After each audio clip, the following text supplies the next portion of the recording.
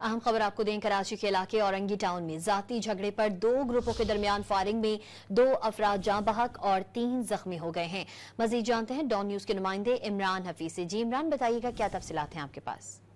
देखिए, औरंगी टाउन का इलाका है, औरंगी टाउन खैराबाद। यहाँ पर जो है वो 2 ग्रोह के दरमियान जो है वो फायरिंग और डंडों के वार से जो है वो हमला किया गया, जिसमें 2 अफराद जाँ बहक हो गए हैं, 2 फायरिंग के जख्मी, जबकि 2 जो है वो डंडों के वार से जख्मी है।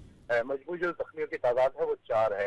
इस हवाले से जो है SSP वेस्ट तारिक मसूई ने बताया है कि वाकया जो है वो जो तफादुम का जो शाखसाना है वो पानी के तनाजे पर हुआ, जिसके दौरान जो है वो एक ग्रुप ने दूसरे ग्रुप पर फायरिंग कर दी और लाठी बरदार जो अफराद थे उन्होंने एक दूसरे पर जो है वो हमला किया है।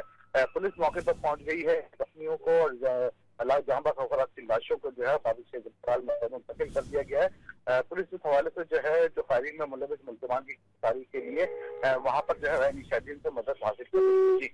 इमरान हफीज अपडेट कर रहे थे, आपका बहुत शुक्रिया।